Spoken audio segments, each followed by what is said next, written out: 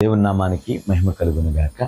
నేటి దినపు వాగ్దానపు వచనంతో మేము ముందుకు రావటానికి ప్రభువు సహాయం చేస్తా ఉన్నట్లుగా తెస్సలోనికీయులకు రాసిన మొదటి పత్రిక 5వ అధ్యాయం 15వ వాక్యం, ఎల్లప్పుడూ మేలైన దానిని అనుసరించి నడుచుకునుడి. దేవుని బిడ్డలారా, గమనించండి, దేవుని పిల్లలమైన మనము ఎల్లప్పుడూ కూడా ప్రతి దినము కూడా మేలైనటువంటి కార్యాలను మనం అనుసరించాలి. నీతిని అనుసరించే వారంగా ఉండాలి. దేవుని వాక్యం అంటది, కీడుకు ప్రతి కీడు మీరు చేయకూడదని వాక్యం సెలవిస్తూ ఉంది.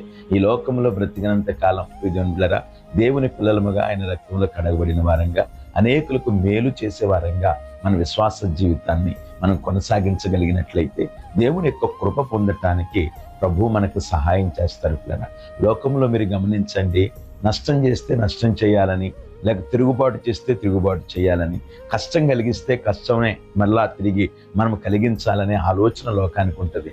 కానీ దేవుని పిల్లలుగా మనము ప్రేమను వ్యక్తపరిచే వారంగా, ప్రేమను పంచే వారంగా మన విశ్వాస జీవితాన్ని కొనసాగించగలిగినట్లయితే నిశ్చయముగా దేవుని పిల్లలుగా మనం అనేకులను దేవుని కొరకు సంపాదించడానికి ప్రభువు సహాయం చేస్తారు. కనుక మన జీవితంలో ప్రియజనులారా, ఎల్లప్పుడూ కూడా ఎవరికైనా సరే, నీ శత్రువుకైనా, లేకపోతే నీ మీద తిరుగుబాటు చేసిన వారికైనా, నీకు కష్టం కలిగించిన వారికైనా మేలైన కార్యాలు చేయటానికి నువ్వు ఇష్టపడు. నిత్యముగా నీ జీవితంలో దేవుడు ఘనమైన కార్యాలు చేయబోతా ఉన్నాడు. అట్టి కృప ద్వారా మనం అందరం ఆదరించబడదాం, కృపలో భద్రపరచబడదాం. దేవుడు మనల్ని దీవించును గాక.